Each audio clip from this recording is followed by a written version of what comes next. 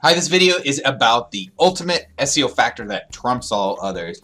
If you've ever played the game, the card game Spades, you'll know that even the two of spades beats the ace of diamonds because it is the trump suit. And it is the suit that literally the word trump means to beat out, essentially. And so, this SEO factor beats out all others. And when it comes into play in a certain way, it can definitely it can make it so that you just crush your competition. I'm going to show you a case study in this video demonstrating this to a very high degree. Not just that this matters. Some people understand that this is a factor, but the degree to which it can affect rankings is substantial, and this case study shows it to you. I'm also going to talk about how you can, by understanding this, what are some of the things that you can do to leverage this factor. Hi, my name is David Hood. I've made well over $1 million with SEO online, and I'm on a mission to help at least 10,000 people make their first million online.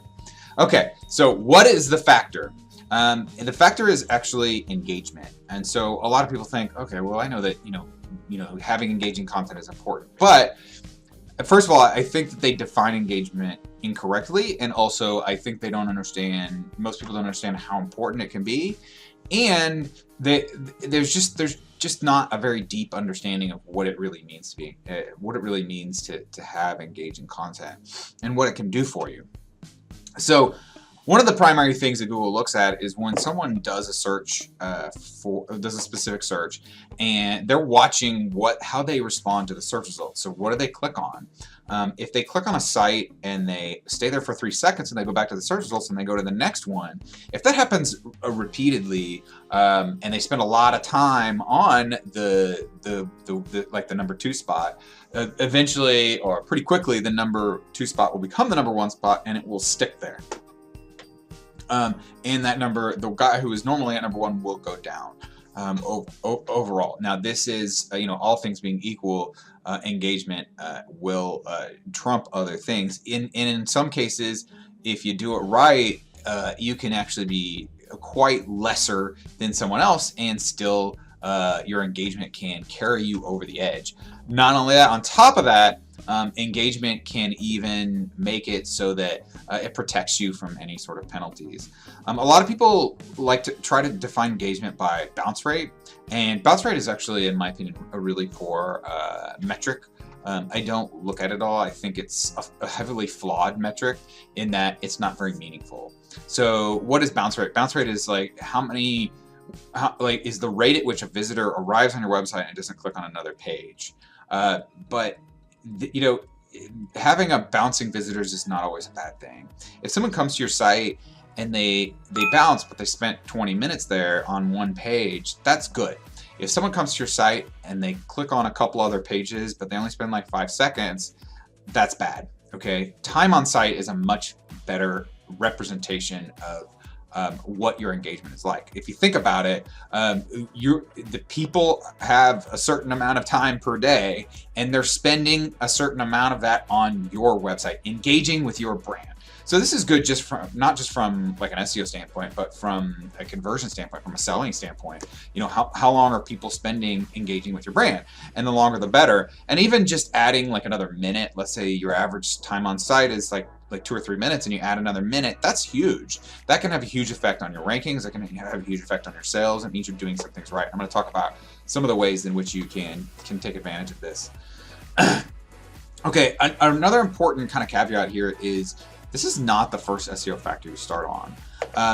There are ways in which you can start with it, but I don't think it's where you start, because really the places where engagement matters the most is in search results activity. How are searchers responding to your website for specific search phrases? Because Google is separating this data by search results. So it's not just how much time are people spending on our site, but how are people for specific searches reacting to your website. So the implication of this is that you actually have to be ranking at least a certain degree. I've seen people try to manipulate this, and I don't think they completely understand it, but where you're like on page 7, And technically that's possible, but really you have to be on like page 1. And even if you are on page 1, the lower down you are, the harder it is to get this to work. Definitely can work, but it's not where I would start. So, you have to do the other fundamentals of SEO, but once you get to a certain point, you can really leverage this. I'm going to talk about a case study that just is mind-blowing in my opinion. And so, Google needs data. They need data to be able to actually start using this. Okay, so I want to talk about a Dallas SEO Geek case study. This is a case study that I just like. If it hadn't happened to me, I probably would not believe it. If someone else were telling me this, I would not believe the degree to which engagement had a huge effect on my rankings. So way back in, I want to say late 2013, I was testing out some kind of spammy things on my website. This is a long time ago, and that stuff, it was working actually. And then Penguin came out, and it slapped my site down to where like every single search phrase I was ranking like on page 7 or worse. Okay, and except for one search phrase, Dallas SEO Expert, I was number 1. Dallas SEO Experts, I was about 80. Okay, so I really want you to think about that. So every single Dallas SEO related search phrase, my website was page 7 or below. For Dallas SEO Expert, number 1.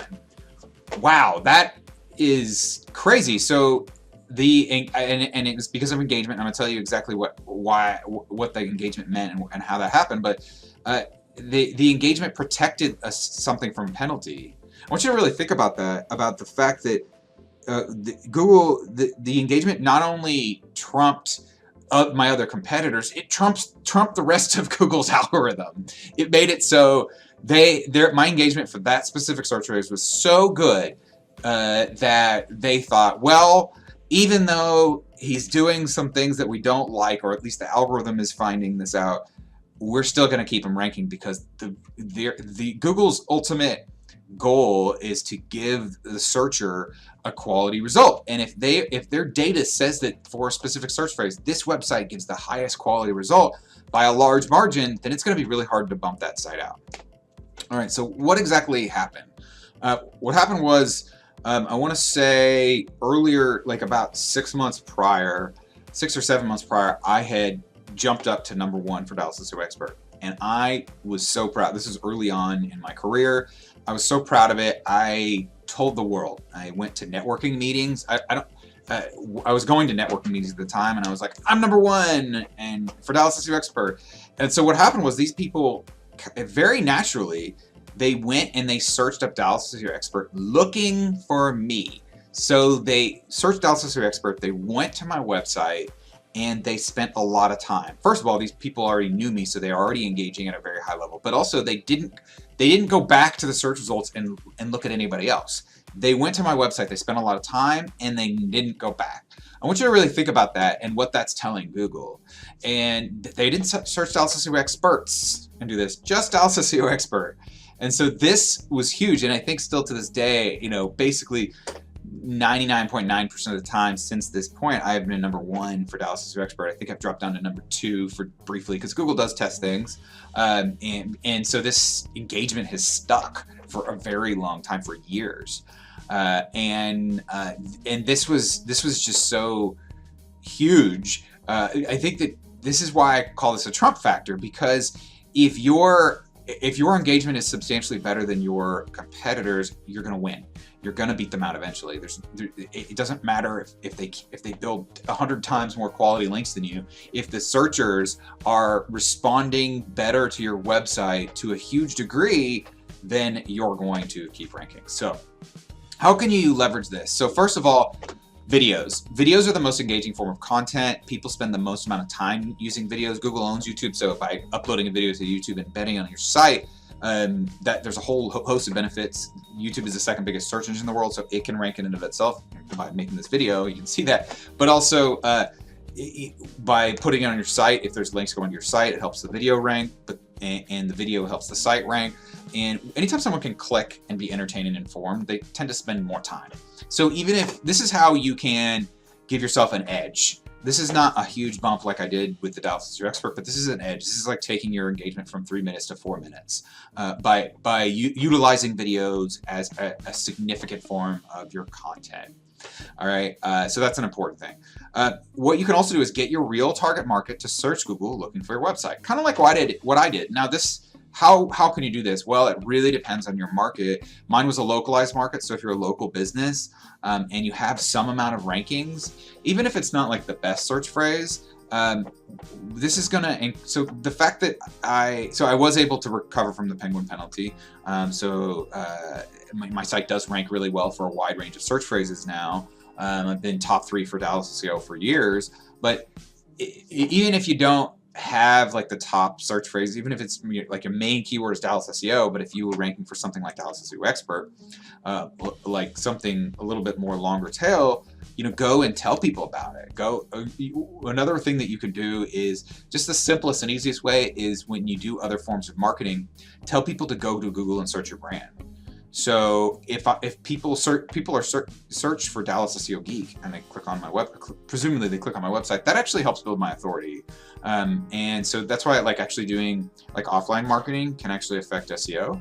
But at the same time, if you have a ranking, a search phrase you're ranking for, you lock it into place. Or even if you're like top 3, I would do this. But if you're not, then you can still do this for your brand name, and that's going to help. Not as much. It's a little bit more broad, but it's going to give you some authority. It's going to protect you, and it's going to make it easier for you to rank for other things. But you do need to be ranked on the first page. I prefer really the top 3 to 5. Now there are a lot of tools and services that promise to be able to do this because people are aware that this does have an effect. I don't think that most people really understand the degree to which it can trump things, like with the case study that I just talked about with the Dallas SEO Expert versus Dallas SEO Experts with the penalty. The fact that it trumps not just other websites, but Google's algorithm.